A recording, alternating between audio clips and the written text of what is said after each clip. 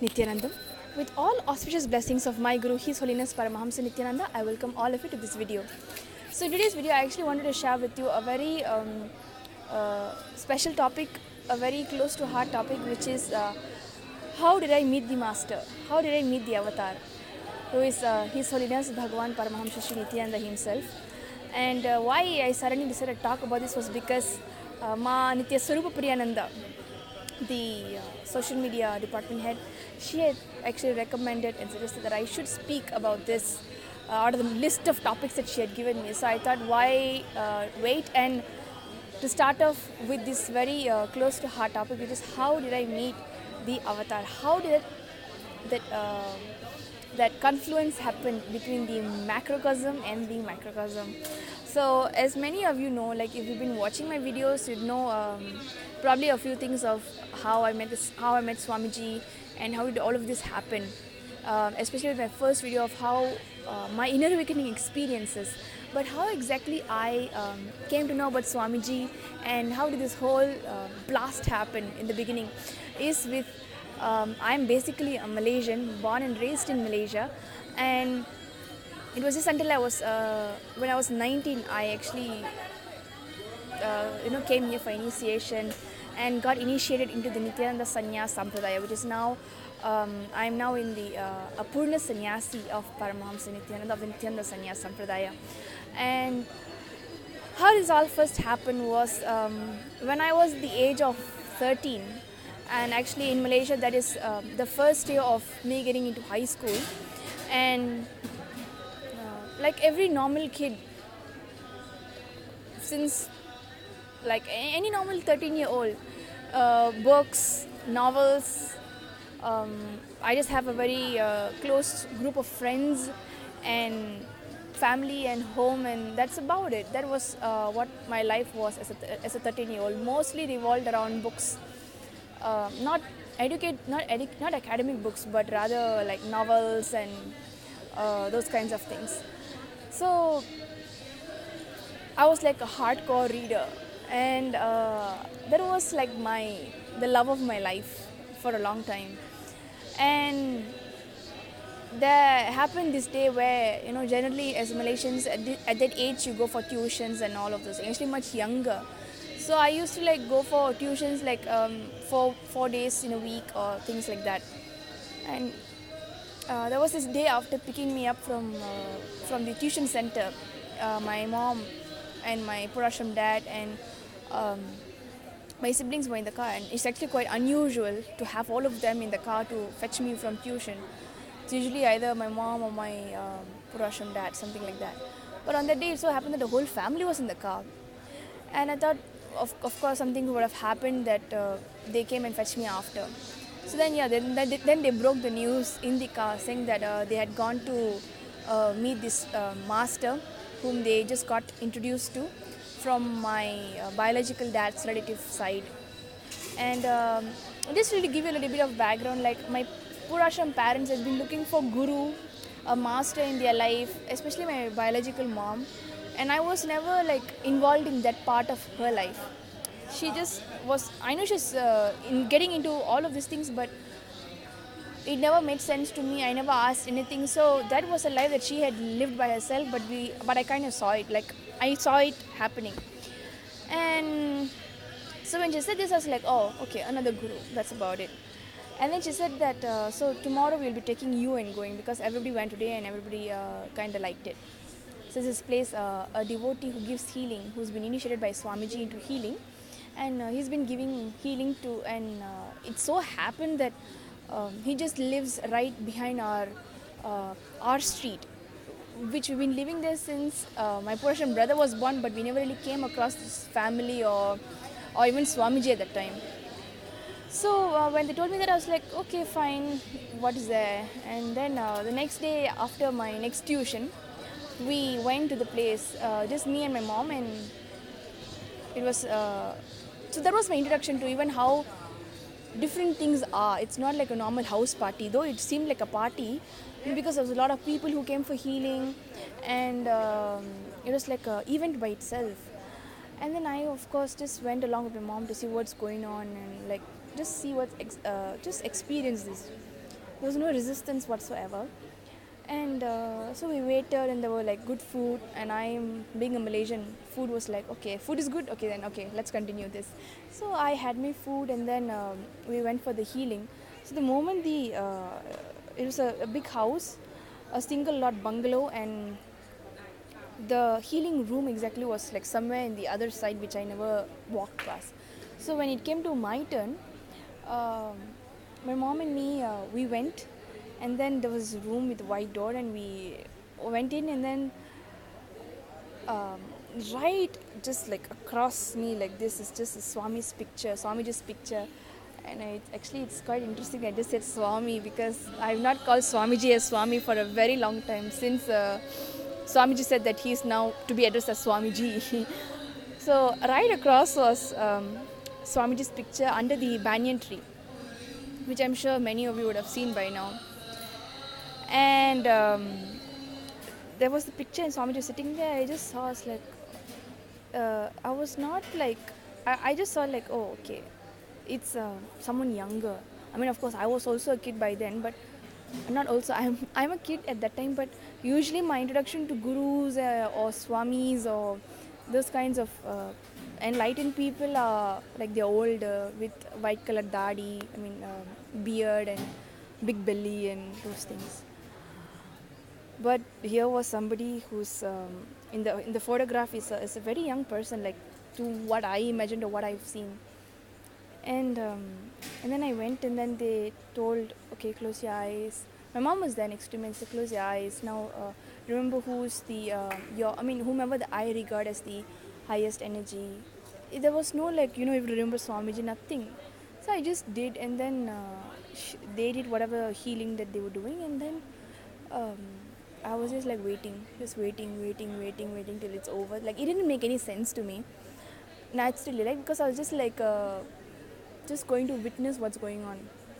And then at the end of that whole healing session, when I went out with my Purashram mom, it was they gave me like 2 handfuls of chocolate, and I was like, that's it, great. Now this is great. This is a great experience. The whole thing was like now sealed with greatness, because it's 2 handful of chocolate, and I was like, okay, this is great. We can do this again, no problem. So since then, I kept like coming and going. I didn't have a problem because to me, food should be good, and I'm getting chocolate. So yeah, then okay, fine, you can take me there. I don't mind spending a few hours there. And then it began like that, and then over time they started having 2-day programs, and I went, and actually I realized that you have to spend a lot of your hours in meditation. I used to sleep off. All of those things were there. So I was like a regular 13-year-old kid, and the thing is, I would say now looking back at it, it's like, um, Swamiji always say that even to know Swamiji exists, or to know Swamiji's name, or um, even to know that he exists, he should have seen us first, and he should have said yes to us first. Now, even when I look back at those maybe 6 months or a year, I don't really remember the timeline. Unlike I know like many devotees, they remember exact date, month, year, everything. I only remember one date, which is March 8, 2013, where I came for the initiation. That's the only date that I remember. No other date that I remember of my life with Swamiji actually. And so when I look back now, it's like I was just who I was, and whatever that I got inclined to, like even though it seems so petty, like food and chocolates and those kinds of things, but it's just he's just looking, and I'm just like there, like just playing with my own self and my own, though I'm a cub, but playing as a sheep, to think about it. And then, so that was how I actually even came to know about Swamiji. But a few months later, I don't exactly remember, like I said, I don't really remember how much longer, probably 6 months or a year later. Um, by then, actually, Swamiji's photograph, we started having Swamiji's photograph in our own home, and Swamiji's biggest picture used to occupy our study area, our study room. So right across me on this side will be Swamiji's. He has his own table, he has his own picture, he has his own like stack of books. Like my mom used to do all that like pakka first class. And then relationship with Swamiji went to like a friend because it was not like just a picture, but like, hi Swamiji, bye Swamiji, okay Swamiji, I'm going to school, okay Swamiji, I'm going for tuition, Swamiji, I'm going for tuition, I forgot to do my homework, I'm not even doing my homework, so you've got to fix this. So it used to be like this kind of communication. It's not like um, I used to interact with Swamiji knowing that see in our Purasham, in the Purasham house, the lower floor used to be where the actual like puja area, and upper floor in the study room is Swamiji's place. So even though downstairs we have someone called God, but the interaction with God happened up in my study room. So it used to be like this. So Swamiji, I'm going to school. Swamiji, I've come back. Swamiji, you know what this teacher said. Swamiji, you know this. Swamiji, you know that. Swamiji, I did do my homework. Swamiji, I'm screwing on my exam. Swamiji, I'm not even wanting to study. All of these things, and uh, over time, it became that whole relationship became like a. It became to communication. It went to communication where that communication was going. It was so beautiful. I used to like spend. Then by then I was growing up, right? So heading towards 15, which is my PMR. It's another government exam when you're 15 in a public school in Malaysia. So um, somewhere I think heading at that time, I was like starting to sit late into the night to study and all that, and I wouldn't usually be studying. It'll be either my novels accompanying me or a favorite subject I'll be doing, like mostly is language, or I'd be like listening to Swamiji's musics. So I used to sing in the night. I remember out the window there'll be a moon, there'll be a tree also. We have this rambutan tree, and this next to it is the moon, and this song will be going on, Swamiji's songs, and Swamiji is like right next. So it's like a lot of beautiful nights together. So that used to be my life, and then it went on. I'll just in this video I'll be sharing about that climax of how finally I was like, yes, um, I'm his, like that kind of a, how did that experience happen. So of course the initial time I saw Swamiji I've already shared. That it didn't really make, I mean, it has its own significance, but to me, I knew Swamiji. So at that time, it's like Swamiji showed me, this is, look, girl, this is Paramahansa Nityananda. It's like an introduction, but he still let me. I was still like, like moving in my own whatever. But at the age of, again, I don't remember, but there was this one incident where we were heading towards for a puja, a group puja, in a devotee's house nearby, and it was a weekend, and my mom had told us to get ready. Us means me and my siblings, all of us, to get ready. And in the evening, because she was working with my Purasham dad, she said, so when I come back at this time, please be ready so that we can go for the puja straight away, because I will not have time to come back and get ready. So being the kids that we were spending the whole weekend, that day, I think it's a Saturday, like playing around and watching movies after movies and like cooking to our heart's content, and all of this stuff was going on. So this thing of getting ready slipped our mind together. And then actually when she started in front of the gate only, they went to take bath, my siblings. So then what happened, she was like, like, the one thing I told you guys to do, get ready, blah blah blah blah blah, normal mom lecture.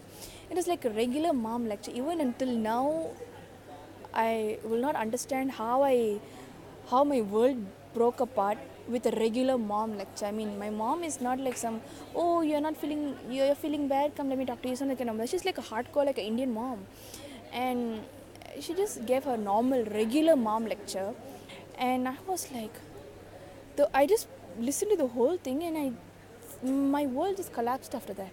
It was like, it went to like, what, like nobody is going to be there. See, nobody's going to be there till the end of my life. Like, nobody really, even though yes, she's a mom, he's a dad, they are my siblings, but there is an extent, like, I have nobody in this world, I'm an orphan. It was such a it was like a real experience of being an orphan in this world kind of a situation. It was like that few hours. Even my mom couldn't understand, like, why is she having such a big meltdown. I wasn't like wailing, and I was sitting and like crying to myself.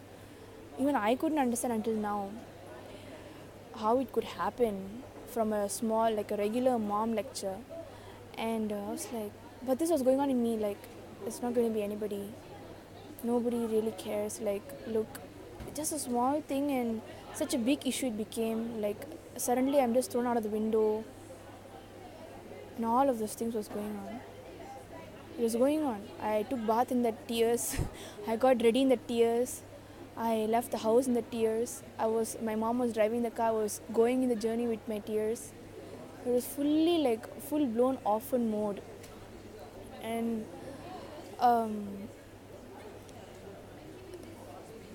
when we reached there also, I couldn't stop. I mean, at the time I was a very, of course, a teenager, very self-conscious person. And I just couldn't stop. I just like, nothing, no, none of these people make sense.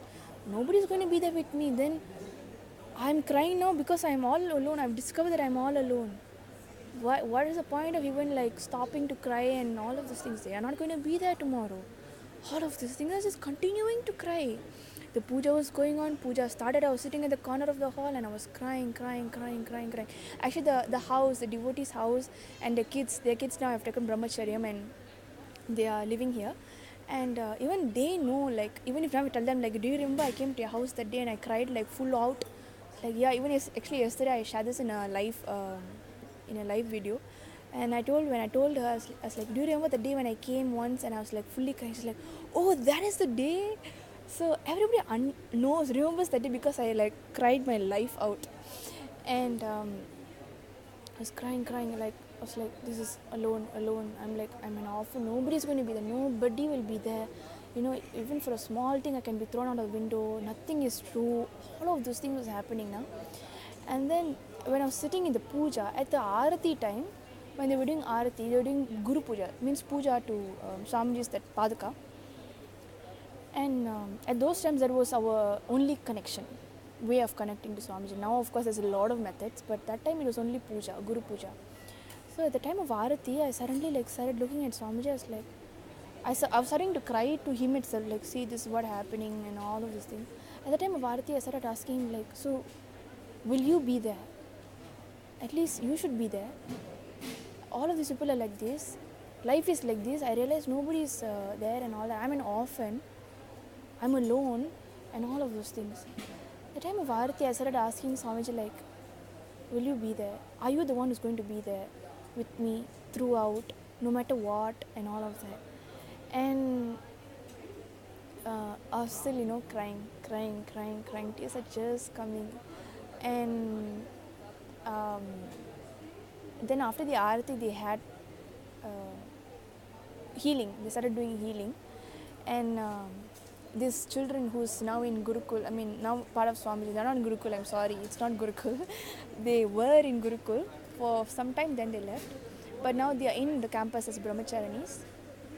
And so their mom, she's very thin, very petite, very small hands she have. So when she's doing the healing, I know that she's doing the healing, and I was like the last one to go because nobody interacted with me on that day like how they usually do. Like, I'm usually like a friendly, like a bubbly person, but on that day I was like full out in a different mode, and nobody like came to me, asked me anything, nothing, just left me by myself. And so when it came to my time to go and get the healing, so I went and I sat, and when I knew I was heading there, I started asking Swamiji, like, so will you be there? Are you the one who's going to be there? And then when I was sitting there, before closing my eyes, I told to Swamiji, if it's you who's going to be there with me, for me, no matter what, you should show me a sign. You should show me something. And I closed my eyes and I just let go of everything. And I just closed my eyes, and I still, when I think about it, even if I speak about it, that experience still come. Like, When she put her hands, I told you she's a very small person, and when she put her hands on my head, you could feel it. But before her hands came, there was a bigger hand, and like it seems like it's such a big palm and big fingers, and like you can feel it's not even like just some sensation. You could feel like somebody's actual hand is on your head. When I looked up, I saw like there's no men or nobody else. It's only the small, young, petite women. Then I closed my eyes again. Then she put her hand, so I could feel her hand also. I could feel that hand also. And then again I looked around. I saw there's nobody else. It's only her. And when after some time when she took off her hand, still that hand was there. Like you could still feel that five. It's not just some, like I said, it's not just some sensation of weight, but actually you could feel the five, the whole palm and the five fingers and your even the edges of the fingers. You could feel it. So again I was looking like, is there anybody else? Because this lady has already removed her hand, but there's nobody. Again I closed my eyes. At that time, that image of Swami just came into like. That time there's no concept of third eye. It just came in my heart. And that's when I knew it's like, I'm there. It's like he's there. And that's it. Again my world collapsed, but for like to a higher level. I after that when I saw that and I felt that like that I am there with you. And then the hand when it came off, I ran to the bathroom and like cried my soul out. It's like that fulfillment uh, of I don't know what, but that he's there.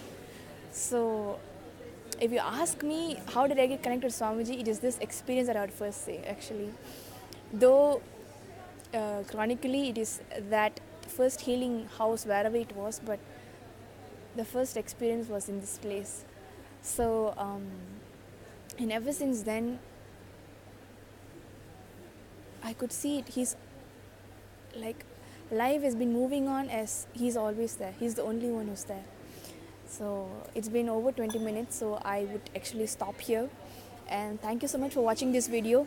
If you would like to share your moments of how you got connected to Swamiji, please do feel free to comment below. We could have a lot of interaction below, and I just thought I should share this video with you. Thank you, Ma Swarupa Priya, for actually recommending this through your third eye to make this video. Nityanandam.